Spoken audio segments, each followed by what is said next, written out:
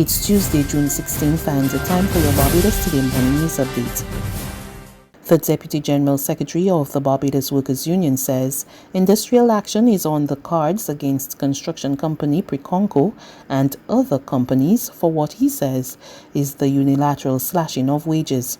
DWAINE Paul tells Barbados Today the union has had enough of what he described as the uncaring treatment being meted out to its members across the island. Don't read me wrong at all, because I'm raising it because when you take industrial action, that nobody would be able to say that the workers did not try. But we have a system that continues to fail labor. Why is that every time something goes wrong in this country that is in law, that is the workers' right, that you have to go up and pick it to get it fixed? Why would these guys have to go on strike and withdraw their labor and have to go and demonstrate because their salaries were cut when we are saying they didn't give any permission? There is enough evidence to show they did not give permission. Why must they not have to go on strike to get it fixed? The system is failing workers. And then we want to talk to the social party. We should not have to move to withdraw labor. And in this case, Manuel, I am strongly believing in my recommendation to the council is that it can't only be Preconco. We will have to look at an action that will see labor in general having to support these guys. So if you had a COVID shutdown, you might have to have a worker shutdown. The widow Selwyn Blues Knight, who's still awaiting justice for his death, says his life mattered too. Marlene Knight's comments follow recent protests in Barbados supporting the Black Lives Matter movement following the death of George Floyd in the United States. Selwyn Knight was killed on March 15, 2015 at Dash Gap, Bangor, St. Michael. Police Constable Everton Gittins was charged with his shooting death. Home just beat first. And this is 5 years now that my husband have been murdered. Nobody ain't come to see whether I surviving, how I doing, nothing. I don't even hear from the lawyers. In order for you to know when court case is, I got to call to find out when court is. These things ain't right. They just ain't checking. But then they could be protesting for George Floyd. I can't feel good. So I start my protest then on Facebook. Letting them know, well, Selwyn Blues life matter also along with his son. Because my son still got 2 bullets in him. One in the buttocks that's shattered, and the one that he got in the shoulder, it moved and gone to the back of his neck.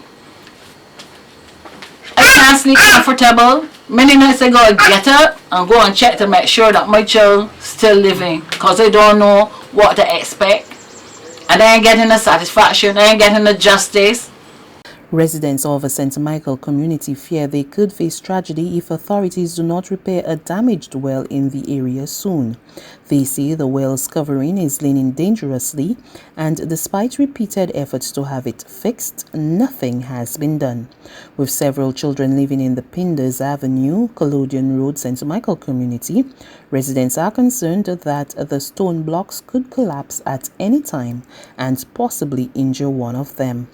Arthur Chase, who has been living in the neighborhood for over 20 years, told Barbados Today the well had been built over 50 years ago and was estimated to be about 40 feet deep. Barinda Cox Fish Market are calling for extended opening hours. As part of the COVID-19 regulations, the markets had been allowed to open from 8 a.m. to 4 p.m. Some vendors are, however, asking government to allow them to revert to their 7 a.m. to 9 p.m. opening hours.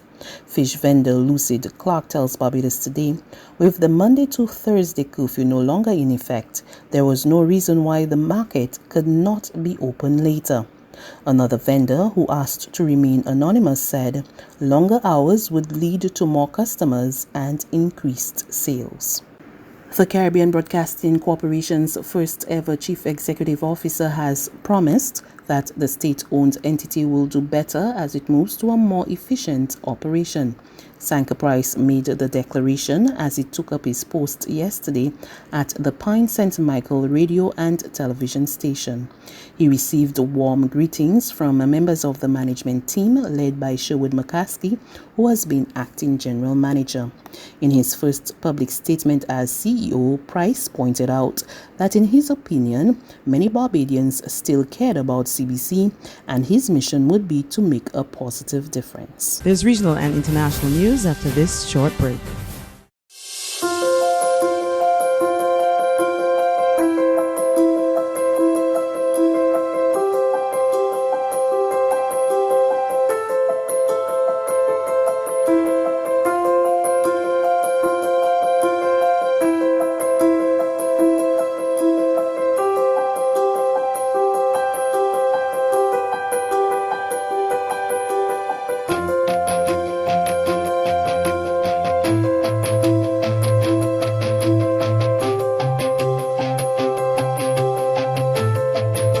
Barbados Today, news you can trust.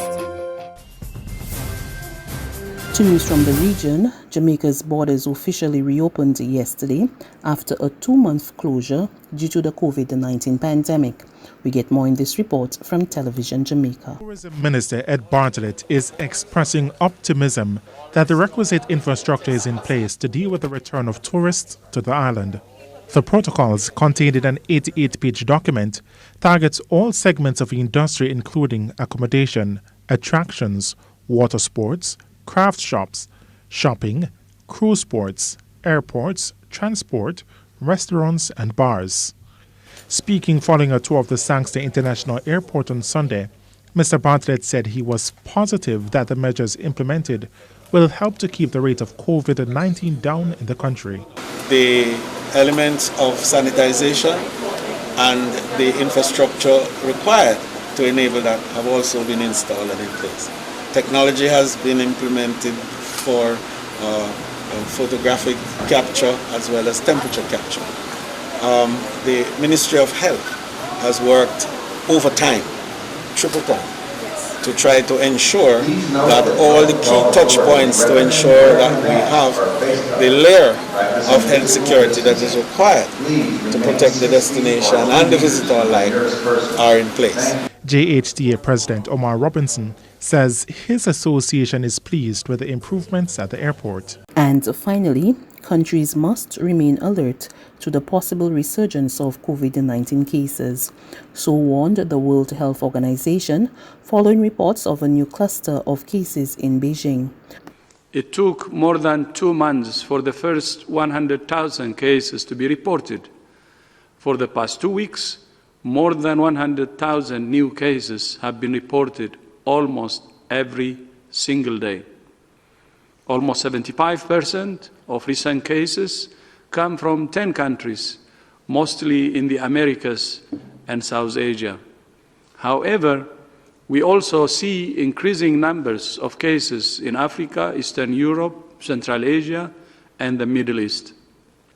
Even in countries that have demonstrated the ability to suppress transmission, countries must stay alert to the possibility of resurgence. Last week, China reported a new cluster of cases in Beijing after more than 50 days without a case in that city. More than 100 cases have now been confirmed. The origin and extent of the outbreak are being investigated. Email updates or like us on Facebook and sign up for our breaking news alerts via WhatsApp. We're also on Izumi Media in bus terminals, as well as screenplay at supermarkets and gas stations near you. And you can also hear us on Mix 96.9 FM and Capital Media HD 99.3 FM.